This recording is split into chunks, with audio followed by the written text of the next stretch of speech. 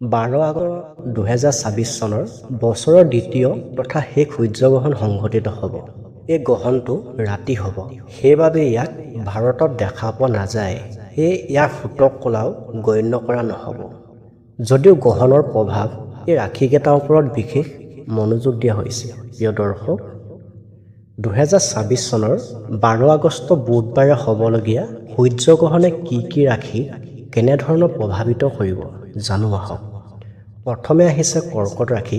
কৰ্কট ৰাশিৰ লোকসকলৰ বাবে এই গ্ৰহণ নিশ্চিত হ'লেও ভাল ফলৰ আশা কৰিব পাৰি। কৰ্মক্ষেত্ৰত দায়িত্ব বাঢ়িব, মানসিকভাৱে অলপ মানসিক চাপৰ অনুভৱ কৰিব পাৰে। কোনো সিদ্ধান্ত লওঁতে সাৱধান হ'ব। 12 আগষ্টৰ পৰা কৰ্কট ৰাশি জাতক জাতিকা কৰ্মক্ষেত্ৰত সন্মান বৃদ্ধি পাব, কিন্তু আনহাতে খৰচো বৃদ্ধি পাব পাৰে। আৰ্থিক দিশ উন্নত হ'ব, যদিও ব্যয়ৰ ওপৰত নিয়ন্ত্ৰণ কৰাৰ প্ৰয়োজনীয়তা বাঢ়িব পাৰে। ব্যক্তিগত জীৱনত সুখ শান্তি বিৰাজ কৰিব আৰু ছাত্ৰ ছাত্ৰীসকলে শিক্ষাত সফলতা লাভ কৰিব। এই সময়খিনিত কৰ্মজীৱন আৰু চাকৰি বা ব্যৱসায়ত আপোনাৰ গুৰুত্ব বাঢ়িব। কৰ্মসূত্ৰে বহু দূৰ ভ্ৰমণৰ যোগ আহি আছে। সহকৰ্মীসকলৰ সৈতে সুসম্পৰ্ক বজাই ৰাখিব আৰু কোনো ডাঙৰ সিদ্ধান্ত লোৱাৰ আগতে ভালদৰে চিন্তা কৰিব। আৰ্থিক স্থিতিৰ ফালৰ পৰাও আয় বৃদ্ধি পোৱাৰ সম্ভাৱনা আছে।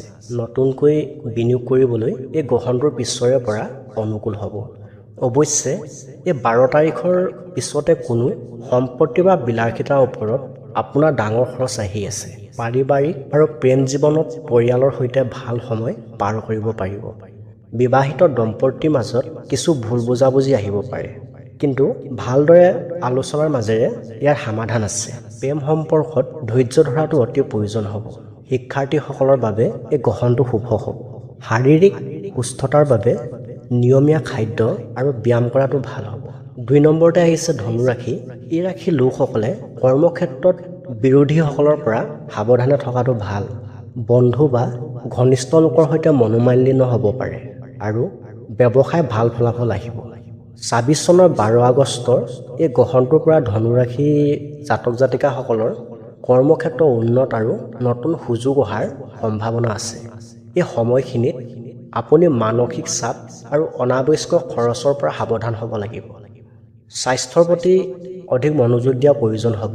ধনু ৰাশি 12 আগষ্টৰ পৰা ৰাশিফল বিতং তথ্য এনেধৰণে উল্লেখ কৰা হৈছে।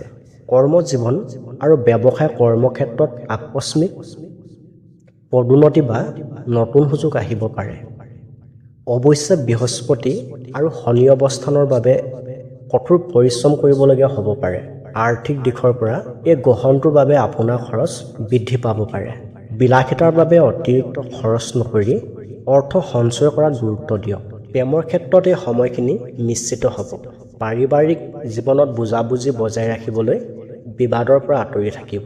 স্বাস্থ্যৰ বাবে সৰু সৰু মানসিক চাপ আৰু হজম শক্তিৰ সৰু সুৰা সমস্যা দেখা দিব পাৰে। নিদ্ৰাহীনতা আৰু উত্তেজনা নিয়ন্ত্ৰণ কৰিবলৈ পৰ্যাপ্ত পৰিমাণে বিশ্ৰাম কৰিব আপুনি। ইয়াৰ পিছতে 3 নম্বৰত আহিছে মীন ৰাশি। মীন ৰাশিৰ স্বাস্থ্যৰ প্ৰতি যত্ন ল'বলৈ পৰামৰ্শ দিয়া হৈছে। খৰচ বৃদ্ধি পাব পাৰে, সেয়েহে বিনিয়োগৰ ক্ষেত্ৰত সতৰ্কতা অৱলম্বন কৰক। মীন ৰাশিৰ লোকসকলৰ বাবে কৰ্মজীৱনত নতুন সুযোগ আৰু আধ্যাত্মিক বিকাশৰ সময় আহি আছে। বৃহস্পতি শুভ দৃষ্টিৰ ফালৰ পৰা আপোনাৰ আত্মবিশ্বাস বৃদ্ধি পাব আৰু কঠোৰ পৰিশ্ৰমৰ সঠিক মূল্যায়ন হ'ব। অৱশ্যে এই মাহটো খৰচ বৃদ্ধিৰ সম্ভাৱনা আছে, সেয়ে বিত্তীয় লেনদেনত সাৱধানতা অৱলম্বন কৰক। মীন ৰাশি 12 আগষ্টৰ সূৰ্যগ্ৰহণৰ বিতং ৰাশিফল এনেধৰণৰ হ'ব। কৰ্মজীৱন আৰু ব্যৱসায়ৰ ক্ষেত্ৰত কোৱা হৈছে চাকৰি আৰু ব্যৱসায় অগ্ৰগতি লাভ কৰিব। বিশেষকৈ আগষ্ট লাষ্ট সপ্তাহটোৰ পৰা নতুন প্ৰজেক্ট বা ব্যৱসায় বৃদ্ধি আলোচনাৰ বাবে সময়টো অতি অনুকূল হ'ব। কৰ্মক্ষেত্ৰত কোনো গুৰুত্বপূৰ্ণ সিদ্ধান্ত ল'বলৈ ভাল দিন আহিছে আৰু আৰ্থিক দিশত আগষ্ট 12 তাৰিখৰ পিছত আৰ্থিক লাভৰ এক ভাল সুযোগ আহিব। উপাৰ্জন বৃদ্ধি হ'লেও অপ্ৰয়োজনীয় খৰচৰ পৰা সাৱধান হ'ব। সৰু সুৰা খৰচবোৰো হিচাপত কৰিলে ভৱিষ্যতে সঞ্চয় বৃদ্ধি পাব। পৰিয়াল আৰু প্ৰেমৰ ক্ষেত্ৰত পৰিয়ালত সুখ শান্তি বিৰাজ কৰিব আৰু আপোনজনৰ সৈতে সময় কটাবলৈ সুযোগ পাব। দাম্পত্য জীৱনত বুজাবুজি বৃদ্ধি পাব, যদিও অতিমাত্ৰা বিশ্লেষণ কৰা স্বভাৱটো আঁতৰি থাকিলে ভাল। স্বাস্থ্যৰ ক্ষেত্ৰত সামগ্ৰিকভাৱে স্বাস্থ্য ভালে থাকিব যদিও আৰম্ভণিতে কোৱা কথাবিলাক মানি চলিব। লগতে ভৰি বিষ, পেটৰ সমস্যা বা মানসিক অস্থিৰতাই আমনি কৰিব পাৰে। নিয়মীয়া খাদ্য আৰু পৰ্যাপ্ত টোপনিয়ে আপোনাক সতেজ কৰি ৰাখিব। প্ৰিয় দৰ্শক, অন্যান্য ৰাশিসমূহত গ্ৰহৰ প্ৰভাৱত মেষ, কুম্ভ আৰু মীন ৰাশিৰ লোকসকলে মানসিক চিন্তা বা আৰ্থিক জটিলতাৰ সন্মুখীন হ'ব পাৰে। প্ৰিয় দৰ্শক, এয়াই আছিল 12 আগষ্ট সূৰ্যগ্ৰহণৰ ফলত প্ৰভাৱিত হোৱা ৰাশিসমূহ। যদি আমাৰ এই তথ্য আপোনাৰ কামত আহে তেনেহ'লে লাইক কৰক, কমেণ্ট কৰক আৰু আন এজনক শ্বেয়াৰ কৰি দিয়ক। ধন্যবাদ।